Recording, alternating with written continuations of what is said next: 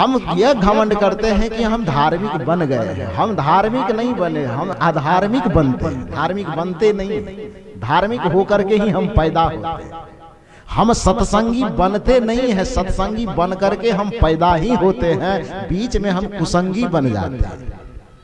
हम शाकाहारी बनते नहीं, शाकाहारी बना करके तो हमें परमात्मा माँ के गर्भ से भेजा ही है। हम यहाँ आकर के जबरदस्ती मांसाहारी बन जाते हैं। बस संतों का इतना ही काम होता है कि प्रकृति के काम में, प्रकृति के पथ में जो तू जबरदस्ती रोड़ा डाल रखा है, वो रोड़ा को खत्म कर और तू अपनी पुरानी जिंदगी में जी देखे तेरा जीवन निहाल होता है कि नहीं, खुशहाल होता है कि नहीं। यही तो कहना चाहता है। संतों का काम है मनुष्य को रिटर्न टू नेचर, उसके प्रकृति में लौटा देना। आपकी स्वाभाविक प्रकृति शाकाहार है, आपकी स्वाभाविक प्रकृति निर्मलता है। आपको परमात्मा भेजा था तो माँ के स्तन का दूध लगा करके भेजा था और यहाँ पर आपने दारू लगा लिया थी, तो गलत बात हो गई ना। दूध के मार्ग से आते तो कदाचित आपका शरीर स्वस्थ रहता, मन स्वस्थ रहता, बुद्धि स्वस्थ रहती और आप तंदुरुस्त रहते, मानसिक शारीरिक हर एक स्तर से स्वस्थ रहते और सुख का लाभ करते।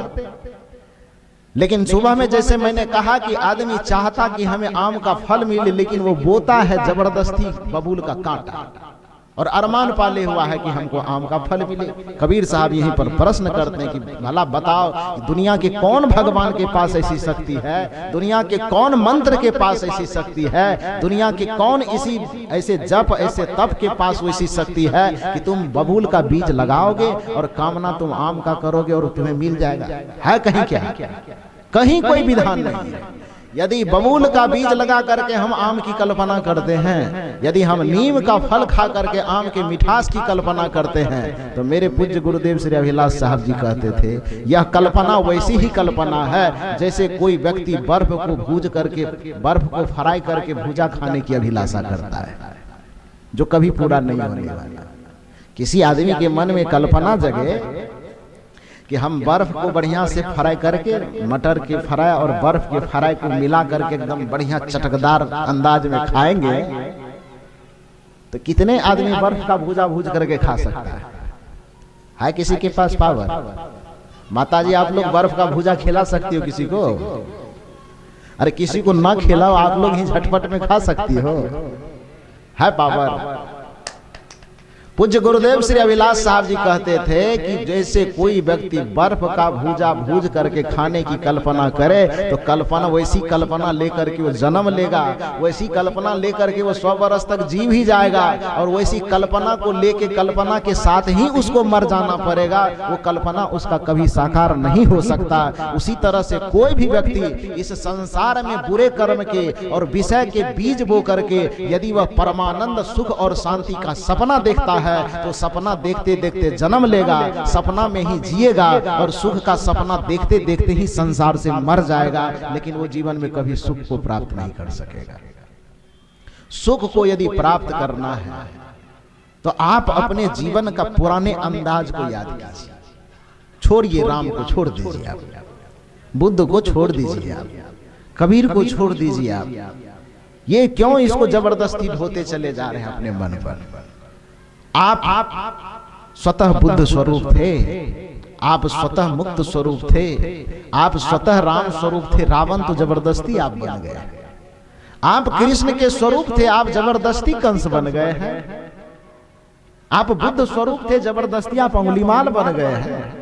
आपको पुराने स्वरूप का याद दिलाना कि आप अपने बुद्धत्व को याद करो, आप अपने रामत्व को याद करो, आप अपने शिवत्व को याद करो। और इसको पुनः पाने का एक ही उपाय है जो कबीर साहब इस साखी में कहते हैं कि जो तू साचा बानिया साची हाट लगा। और झाड़ू कहाँ लगाना है? मंदिर में।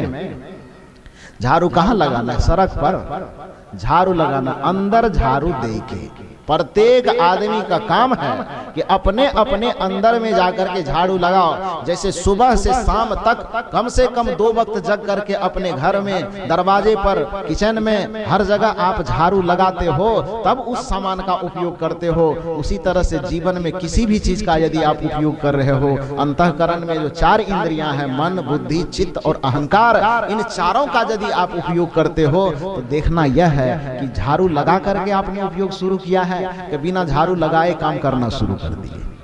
यदि मन का उपयोग बिना झाड़ू लगाए कर रहे हैं, कर नहीं रहे हैं, लोग युगों युगों से यही कर रहा है। मन को एक दिन भी झाड़ू नहीं लगाता है और फिर भी वह सुख खोजता है।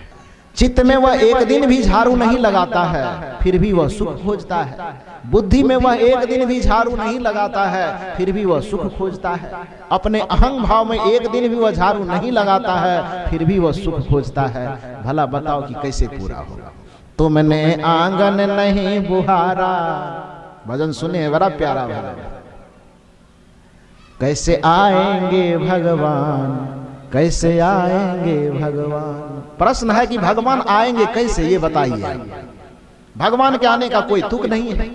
जहां झाड़ू नहीं लगता है, जहां साफ सुथरा नहीं होता है, न वहां भगवान आते हैं, न वहां सुख आता है, न वहां शांति आती है, न वहां प्रेम आता है, न वहां आनंद आता है। आ ही नहीं सकता। गंदगी में कभी प्रेम पैदा होता है क्या? गंदगी में कीड़े पैदा होते हैं, गंदगी में रोग पैदा होता है, गंदगी में व्याधियां पैदा होती है, गंदगी में चिड़चिड़ापन पैदा होता है, गंदगी में अशांति पैदा होती है। तो जो गंदगी को पैदा कर, कीड़ा को पैदा करने वाला है, और आप उस गंदगी से गुलाब खोज रहे हैं, ये कैसे मिलेगा आपको? मिलेगा कैसे?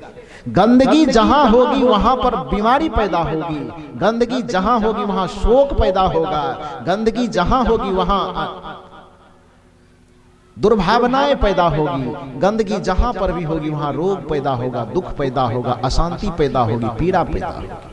वो गंदगी को हमें दूर करना चाहिए।